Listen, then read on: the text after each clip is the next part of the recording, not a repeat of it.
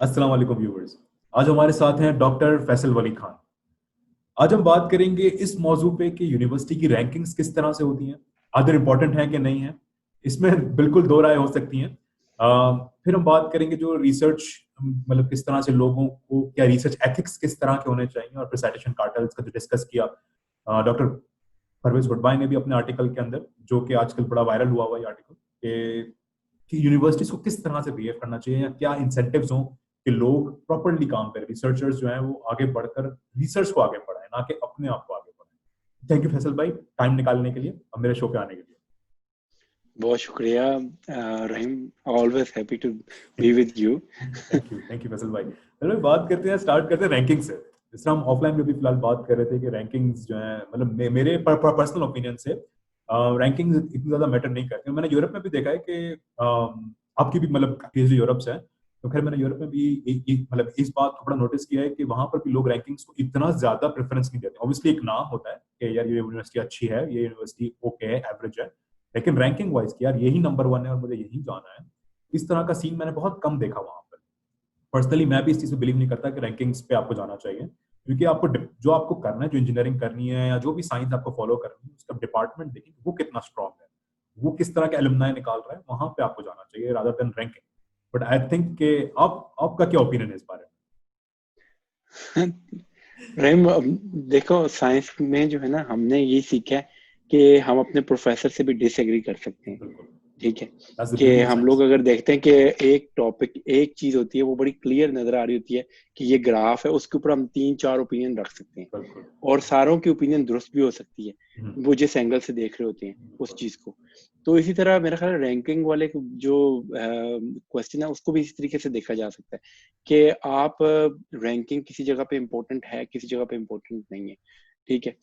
अब एक स्टूडेंट अगर, जिसको कुछ नहीं पता और उसने अगर एक यूनिवर्सिटी सिलेक्ट करनी है, और अब क्योंकि ग्लोबल विलेज बन चुका है, तो उसमें अगर आपने यूनिवर्सिटी सिलेक्ट करनी है तो आप डेफिनेटली ये देखोगे कि यार मैं उस यूनिवर्सिटी को सिलेक्ट करूं जिसके बाद मुझे जॉब भी मिल जाए।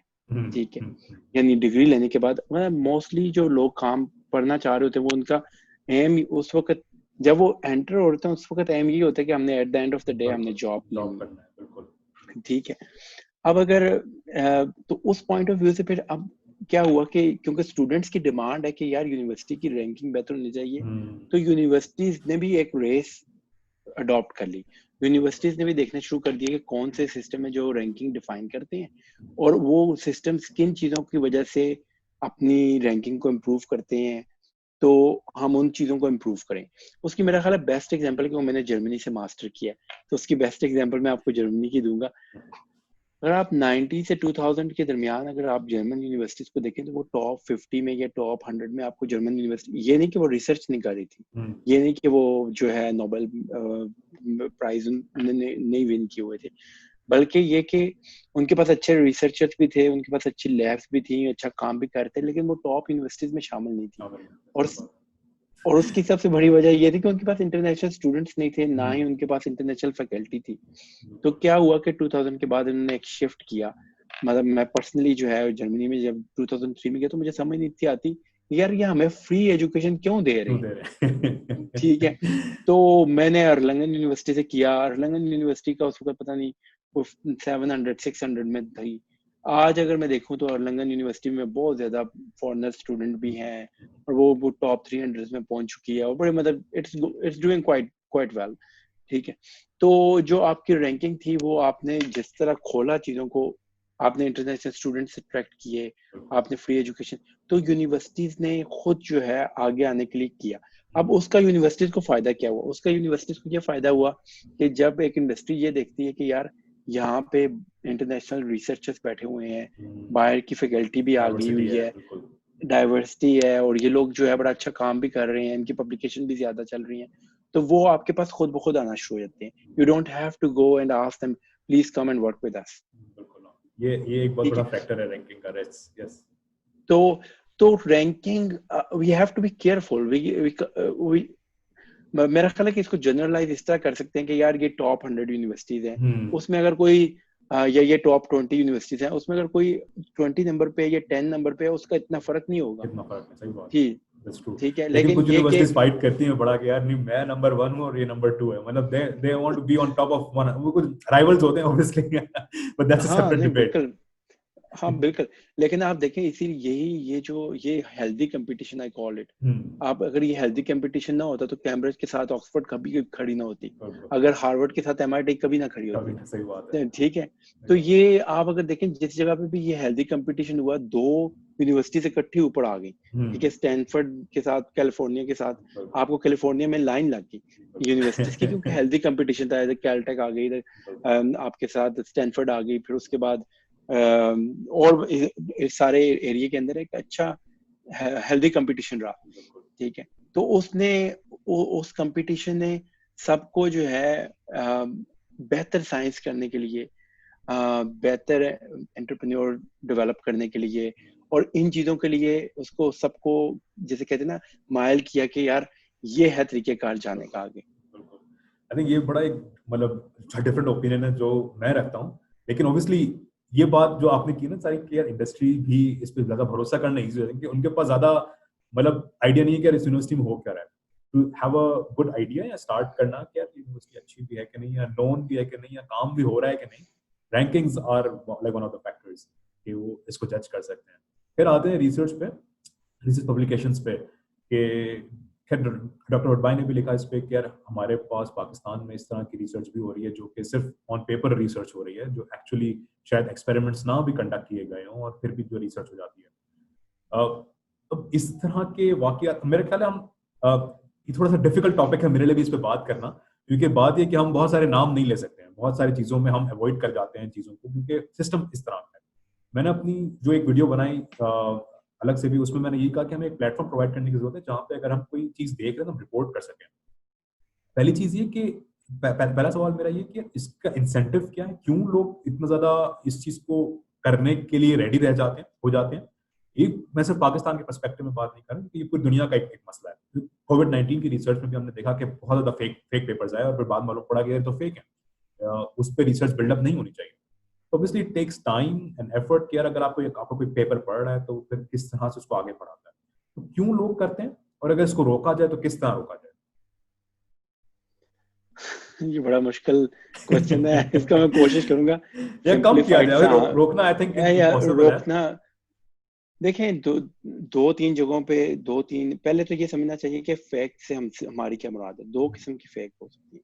पहली वो होती है जो एक जेन्युइन मिस्टेक हो सकती है आपके साथ। That's true. आपने डेटा को एनालाइज कर रहे हैं, जेन्युइनली आपने डेटा को एनालाइज करते हुए, जैसे मैंने आपको बताया था कि मेरी ओपिनियन एक ग्राफ को देख के डिफरेंट हो सकती है और मैं उसको उस डिफरेंट ओपिनियन को लेके चल पड़ा और बाद में कुछ 1 साल बाद या 1.5 साल बाद मुझे अंदाजा हुआ कि नहीं, ये ग्राफ को जो एक्सप्लेनेशन मैंने 1.5 साल पहले दी थी वो गलत थी, क्योंकि अब मुझे पास ये रिजल्ट्स आ गए तो इसके साथ इसकी एक्सप्लेनेशन, तो उसको मैं फेक नहीं बोलूंगा, उसे मैं ये कहूंगा कि साइंस डेवलप कर रही है और मुझे एक्सेप्ट करना चाहिए। लेकिन एक पीयर रिव्यू का प्रोसेस होता है कि अगर आप वो उससे गुजरते हैं तो काफी हद तक ये मिस्टेक्स कम कम हो जाती हैं, खत्म नहीं होती ऑब्वियसली, कम हो जाती एग्जैक्टली हाँ, वो भी न्यू साइंस में फिर जब आप कोई नई चीज डेवलप कर रहे होते हैं तो उसमें शायद वो निकल भी जाती है इस तरह की चीजें कि सबकी।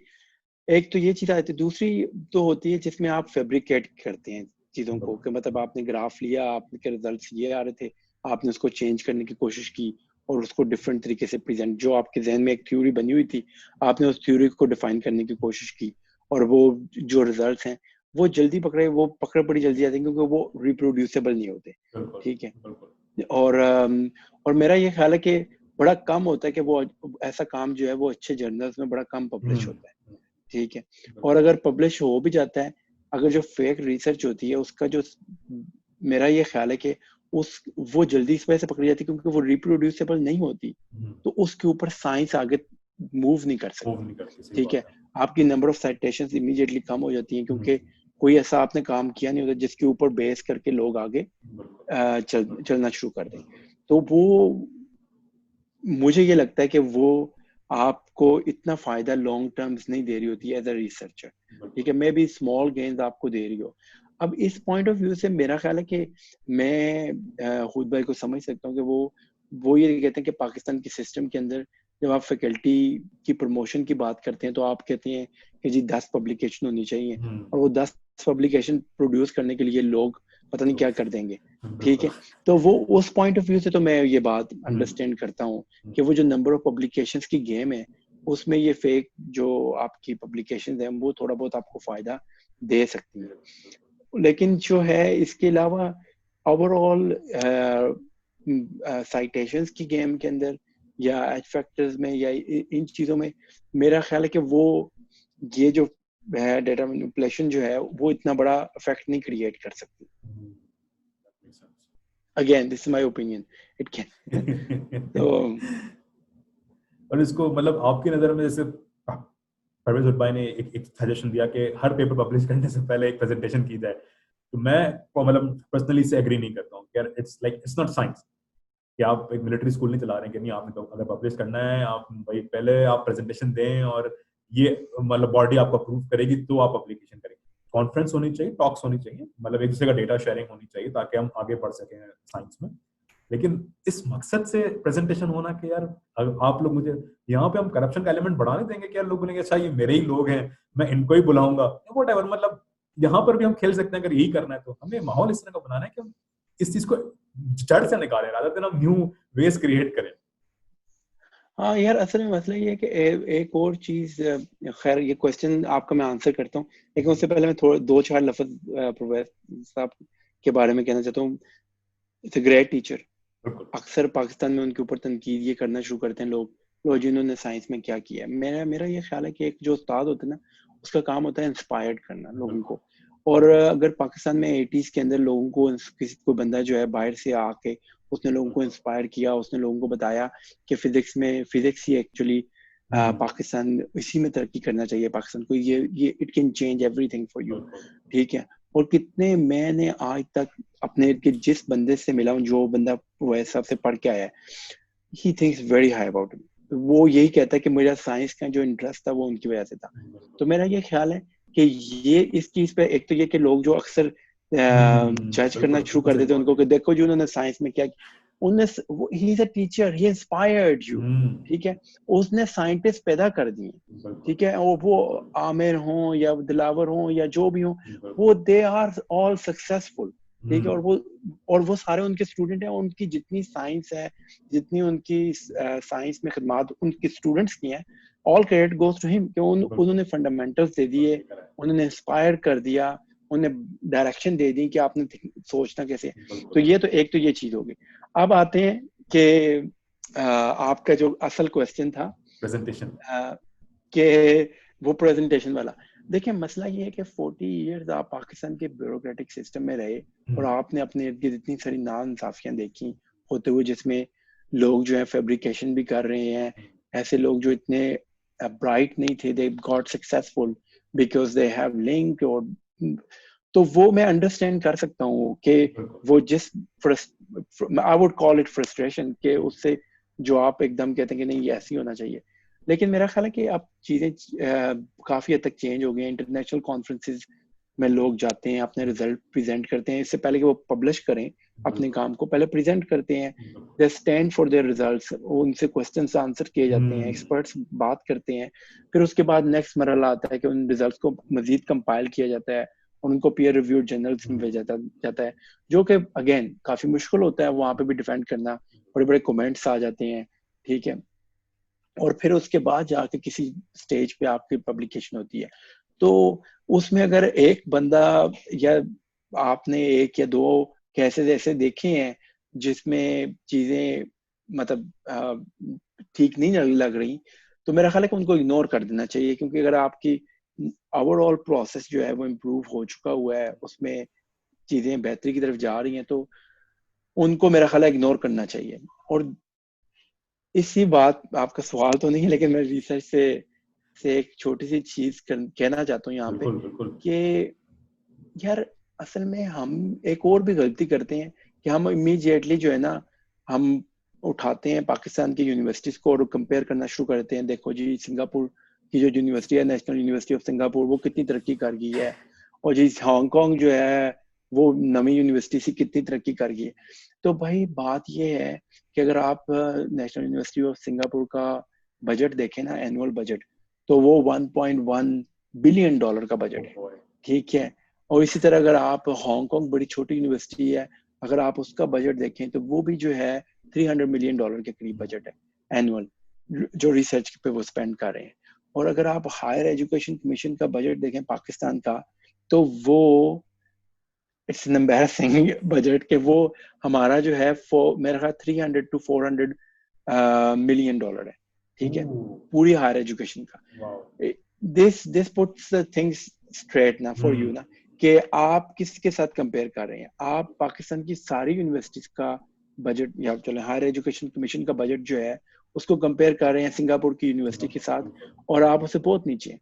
और अगर सिंगापुर में अगर आपको हर चीज नजर आ रही है तो उसकी क्या रीजन है? फिर उसकी रीजन ये है कि they have lot of resources, ठीक है, और वो इन रिसोर्सेस के ऊपर कर रहे हैं।